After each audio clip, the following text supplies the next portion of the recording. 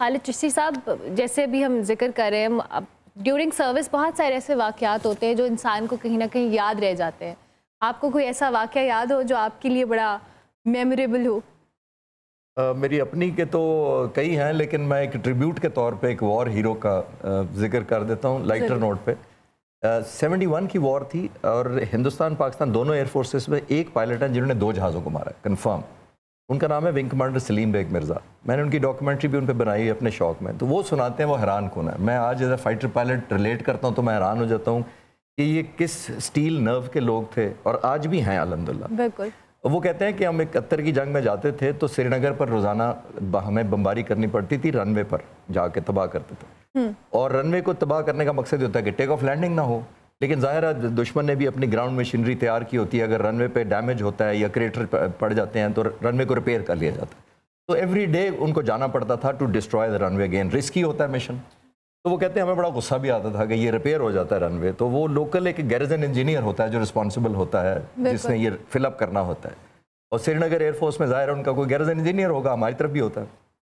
تو کہتے ہیں ہمارا ایک دوست کارٹونسٹ تھا، اس کو بڑی عجیب سی سوجی، نان سیریس. آپ دیکھیں اتنی سیریس جنگ ہو رہی ہے جس کے اندر ہم جا رہے ہیں، حملہ کر رہے ہیں، نیچے سے فائرنگز ہوتی تھی، وہ اینٹی ایئر کرافٹ میزائلز اور گنیں چلتی تھی. تو کہتے ہیں انہوں نے کارٹونسٹ تھا، اس نے پوسٹر بنائے اور اس کا نام پہ اس نے لکھا گیریزن انجینئر کو کہ گیریزن انجینئر اگر تم نے اب رن وے ریپیئر کیا تو اگلے مشن میں تمہارا گھر بام کریں گے. تو وہ پوسٹر انہوں نے جہاز میں، اب آپ یہ دیکھیں جہاز کے اندر سپیڈ بریک ہوتا ہے جو ایک سپیڈ کو کم کرنے کے لیے ہوتا ہے، وہ ویسے بند رہتا ہے. بالکل صحیح ہے. اس کے اندر انہوں نے پوسٹر اس کے اندر یعنی کھولا سپیڈ بریک کو، اس کے اندر دبا دیے. کہتے ہیں ہم رن وے پہ گئے، بام پھینکے اور پھر جا کے سپیڈ بریک کھول کے پوسٹر پھینک دیے.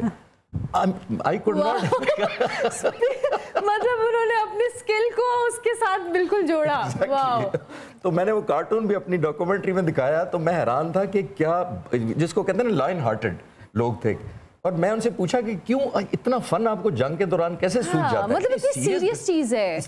اور یہ بھی ذہن میں آپ کے ویورز کو بتاتا چلوں کہ سپیڈ بریک کا مطلب ہے سپیڈ بریک کرنے کے لیے، یعنی کہ آپ اس وقت نکلنا چاہتے ہیں، ایکسلریٹ کرنا چاہتے ہیں، وہ الٹا سپیڈ کم کر رہے ہیں تاکہ وہ سپیڈ بریک. جھٹکا بھی لگتا ہوگا. جھٹکا بھی لگتا ہے، جی بالکل. ایئر فلو رکتا ہے نا وہ، بیکاز ایئر فلو کو روکتا ہے وہ بیسیکلی. ایک جھٹکا لگتا ہے، جہاز کی سپیڈ کم. جب نیچے سے آپ کی فائرنگ ہو رہی ہے، آپ سپیڈ بریک کھول رہے ہیں اپنے.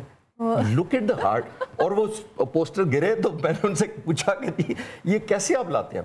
انہوں نے کہا ہم ٹریننگ اتنی ٹف کرتے ہیں کہ ہمیں نہیں لگتا تھا ہم کوئی اسپیشل مشن پہ جا رہے ہیں. یہ آج بھی ہے یہ الحمدللہ. یہ جو فائٹر پائلٹ جاتے ہیں، میری ان سے بات ہوئی تو وہ کہتے ہیں ہمیں لگتا تھا کہ وہی ہے جو ہم 40-50 جہازوں کا ہم پریکٹس کرتے رہتے ہیں 60-70 جہازوں کے خلاف پیس ٹائم میں. اوکے. اور جو ابھی ہوا 8 تاریخ کی صبح کو 12-1 بجے، انہوں نے کہا ہم نے سمجھا وہی مشن ہے جیسے ہم رات کو کرتے ہیں. یہ ذہن میں رکھیے گا کہ ورلڈ وار کو لوگ ریلیٹ کر رہے ہیں کہ یہ ورلڈ وار کے بعد سب سے بڑی جنگ تھی. دیکھیے ورلڈ وار میں دن کو لڑا جاتا تھا، ورلڈ وار میں پاکٹس میں لڑا جاتا تھا. ورلڈ وار میں بیونڈ ویژول رینج میزائل نہیں تھے جو آپ 200 کلومیٹر دور ایک تو مار سے ویژولی مارتے تھے آپ. ڈاگ فائٹ کا مطلب یہ ہے، تو لٹرلی آپ دیکھتے رہتے. تو اس سے کوئی میچ نہیں آج تک ایویشن ہسٹری میں کہ تقریباً 110 جہاز ہوں، ہر ایک کے اوپر 4 سے 6 میزائل لگے ہوں اور 500 میزائل بیونڈ ویژول رینج 150 سے 200 کلومیٹر اپنے اپنے بارڈر میں رہتے ہوئے لڑائی ہوگی. یہ یونیک ایک ڈسٹنکشن ہے جو انشاءاللہ پڑھائی جائے گی آنے والے وقت. انشاءاللہ. جب آپ لوگ فورسز میں ہوتے ہیں اور اس طرح کی کوئی مومنٹ آتی ہے، how do you guys feel about it? مجھے اس بات کی بڑی کیوریوسٹی ہے کہ ظاہر ہے ہی از اے فیملی مین، ان کی فیملی ہوگی، سارا کچھ ہوگا. At the same time people are you know crushing over ہم کہ all the social media is full of memes and all that. ان کے ساتھ وہ سوال لکھ کے سپلیمنٹری ہے، ود اور وداؤٹ اے گوٹھی. ود اور وداؤٹ اے گوٹھی. گوٹھی پہنی پڑی. بالکل جی. یہ ایکچولی میرا خیال ہے میں سارا وہ لیتا ہوں، air vice marshal Aurangzeb was a symbol. پیچھے اس کے میرا خیال ہے لو اینڈ افیکشن ہے اس قوم کی، ان دا ٹرو سینس. ایک ایڈمریشن ہے جو اعجاز صاحب بھی کہہ رہے ہیں، پیجے صاحب بھی کہہ رہے ہیں، نادیہ بھی کہہ رہی ہیں کہ وہ جو محبت ہے نا کیونکہ وہ سامنے نظر آ جاتے ہیں تو obviously ایک ایگزبٹ کرنے کا یا مینیفیسٹ کرنے کا ان کو سب کو یہی ایک طریقہ ملتا ہے. ان کی تصویریں آ گئی، لوگوں نے ڈھونڈ لی سوشل میڈیا سے، اس میں کوئی شک نہیں ہے. لوگوں کی سٹاکنگ سکلز کی بھی داد دینی پڑے گی. پتہ نہیں ان کی کون سی جو پرانی تصویریں ہیں وہ سوشل میڈیا پر آئی ہیں، وہ نکال لی ہیں. تو یہ وہی میں عرض کر رہا ہوں کہ ایڈمریشن ہے. لیکن آن دا سیریس نوٹ دیکھیے، اعجاز صاحب نے بھی کہا کہ غازہ کو نہیں بھولنا چاہیے کیونکہ بے بسی دیکھیے ادھر. اور پی جے صاحب نے قائد اعظم کا ریفرنس دیا. میں 20 سال سے لیکچرز دیتا ہوں قائد اعظم کی لیڈرشپ پہ، تو میں دونوں چیزوں کو لنک کرتا ہوں. دیکھیے قائد اعظم وہ ویژنری لیڈر تھے. آج ایئر فورس کا دیکھیے جو پوزیشن ہے وہ قائد اعظم 1948 13 اپریل کو कायद आज़म शदीद बीमारी के बावजूद एक ही मिलिट्री अकेडमी उन्होंने विजिट की थी, तीनों सर्विसेज की, विद ड्यू रिस्पेक्ट, वो एयरफोर्स अकेडमी थी। उस स्कूल होता था, फिर कॉलेज अपग्रेड किया, और वहाँ जाकर उन्होंने अंग्रेज़ी में कहा, मैं कोशिश कर दूँ उर्दू ट्रांसलेशन। कायद आज़म ने कहा, अब पहला जुमला नोट कीजिएगा, कायद आज़म ने कहा कोई भी मुल्क कमज़ोर एयरफोर्स के साथ दुश्मन के निशाने पर होता है।